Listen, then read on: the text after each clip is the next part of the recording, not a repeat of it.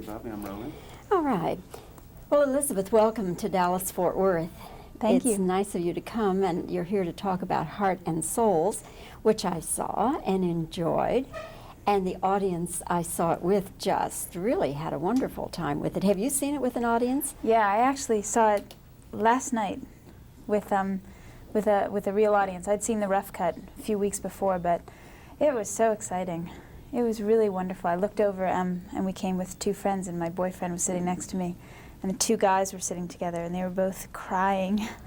And it was so amazing to see, especially men, moved as much as they were. I knew it was good. What is it you think is the big attraction or the thing that really grabs the audience as far as this film is concerned? Well, I think that all of us... Sorry, is there any way just to keep them a little more quiet? Oh, she can do the sorry question about that. again. Okay, I'm rolling All again. right. Elisabeth, what is it you think gets the audience so emotionally involved in this film? Well, I think that the central issue of the film is, where do we go when we die? And what is the connection between life and death? And I think that that's the central issue in all of our lives, and something that makes us always fascinated and always fearful and always moved. And the combination of all those emotions is evident in this film, and I think that's why audiences are so gripped by it. Did you personally undergo any kind of thought process about life and death that you had not had before? Yeah, I actually did. I was also affected by this because I lost some family members.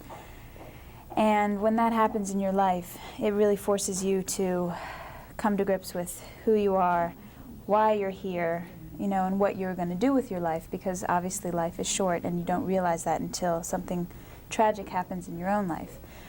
And I think I've always been touched by the similarities between a baby being born and somebody dying, which is that it's the same magical happening, although when somebody's born, it's always happy because we're given something. But when somebody dies, we feel they're taken away.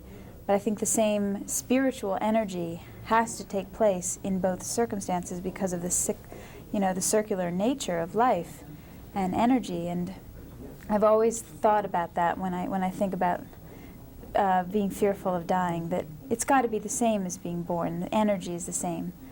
And I think that that's the same in our film, you know, with Robert Downey Jr.'s character being born in the very beginning of the film, and the soul's dying, and yet it's all part of life. It's not the end, necessarily. In this film, you are the girlfriend of Robert Downey Jr., and he's one of these fellows who is afraid of that M word and Yes. afraid of commitment. And so it's that's kind of the involvement between the two of you.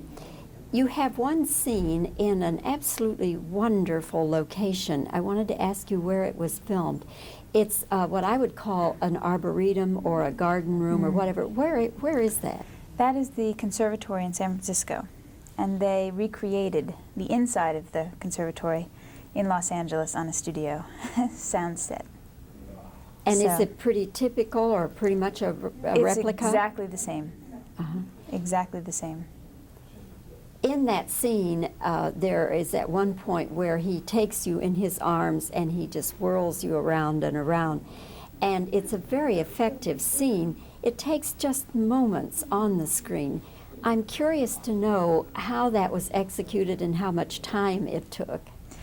Well, there was a track, kind of like a train track, built around us where the camera would dolly around. And the timing of it was very crucial. And I remember having to do it many times, and not really minding having to do it many times, because, you know, Robert Downey's just such a wonderful person, and we had become good friends, that's all. But still, you know,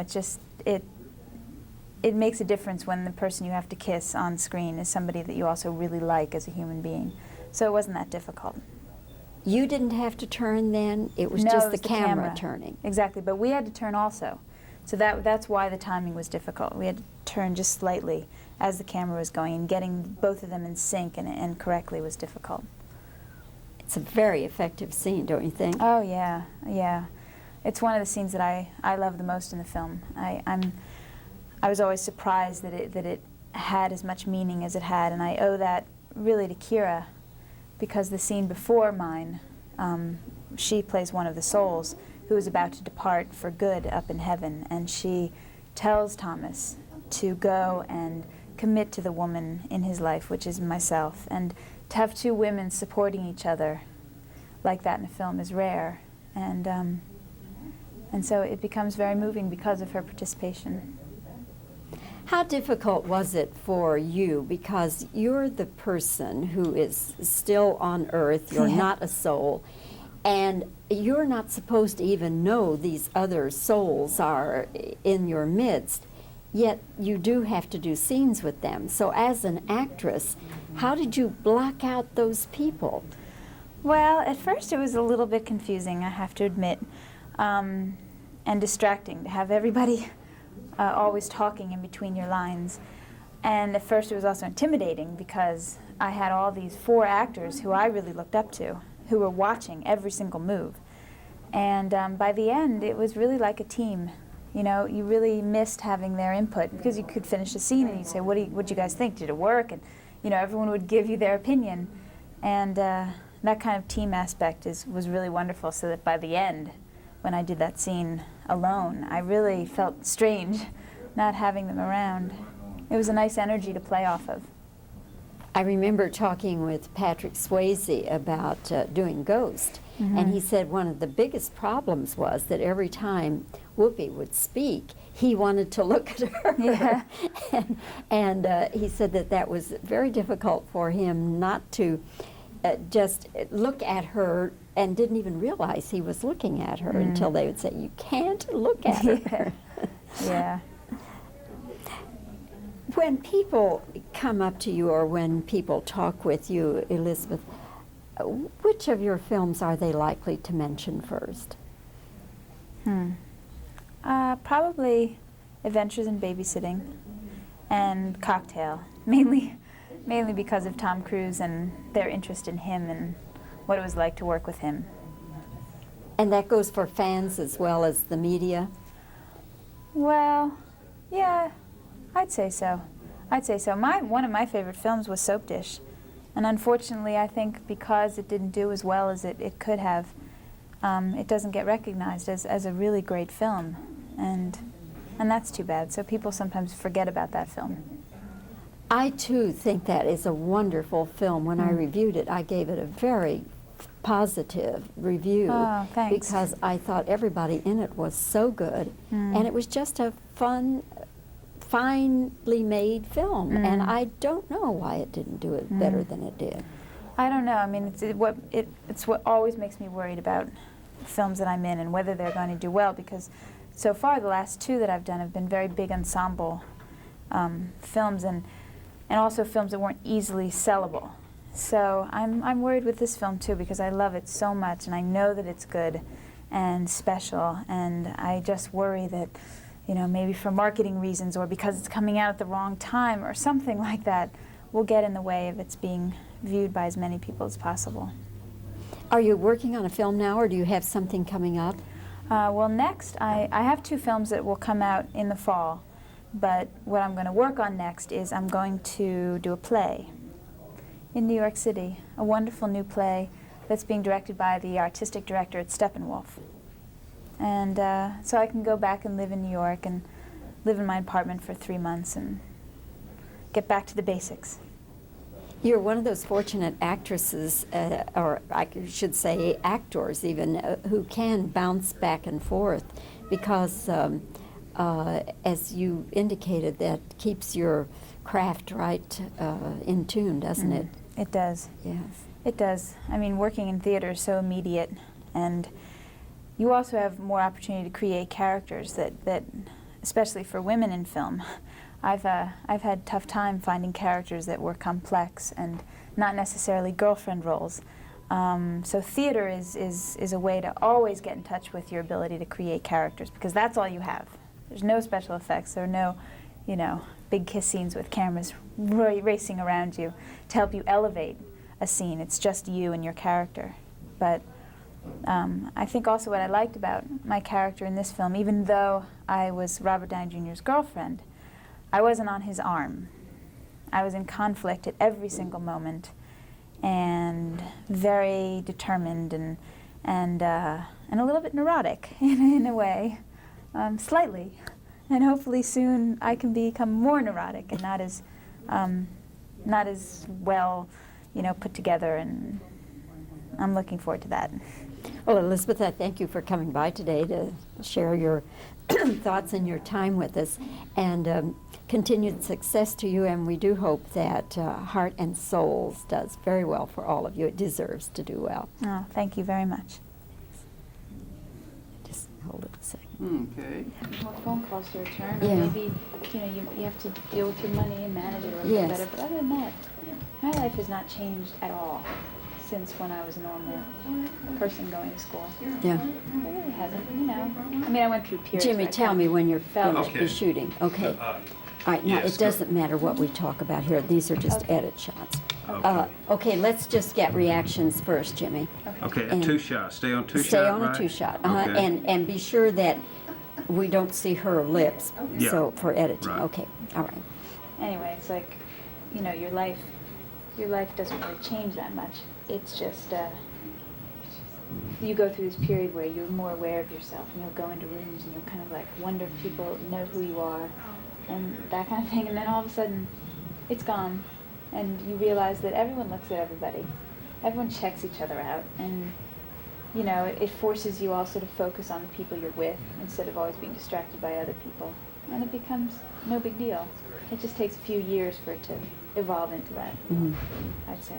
But what else can I tell you? My little brother. Ah, yes, Yeah. indeed. Yeah, I Yeah. didn't ask you about him. I know. Yeah, he's doing well. Isn't he? Yeah. It's really cool to watch him deal with this business in such a mature way. It's unbelievable. I'm sometimes shocked that he is so mature and handling a different kind of success. I mean, women will never experience the kind of success that men in his age range and on television. It's so sudden. Uh-huh. So he's doing really well. Yeah, I'm really proud of him. Okay, Jimmy, let's try a couple of quick sound here, but so you don't have to worry about it being exactly Okay, the go same. ahead, Bobbie. All right, let me see here. All right.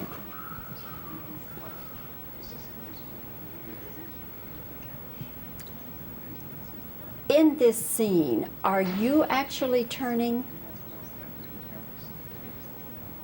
Well, Let me do it again Okay. and start immediately Oh, to say sorry, something. sorry. Oh, I kind of Yeah. threw you. It's the No, kissing yeah, scene, yeah, yeah. and That's I'm okay. thinking of how I'm editing Yeah, it rather yeah. than helping you out. That's okay, don't worry about it. All right. Okay.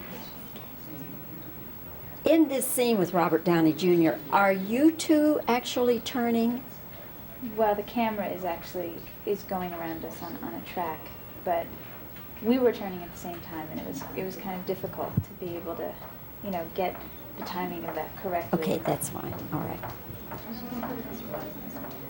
Wasn't it difficult for you in this movie because you're the earth person, you're not a spirit, but you're in scenes with the spirits, and you're not even supposed to be aware that they are in your midst. Was that difficult? Yeah, at first it was distracting having so many people in the scene, but after a while, I started to feed off of their energy, and having them around was something that I think made me feel like I had to be better. Okay, that's fine. All right. While you were making this film, Elisabeth, did you undergo any change of thought about life and death? Yeah, I think I did. I mean, I've always thought about that question because it's, I think, such a central issue in everyone's life. But I think definitely that our soul has to go someplace when we die, that there's no way that it just ends. The spirit is such a powerful and mysterious force that how could it just disappear? So I'm pretty positive there's an afterlife.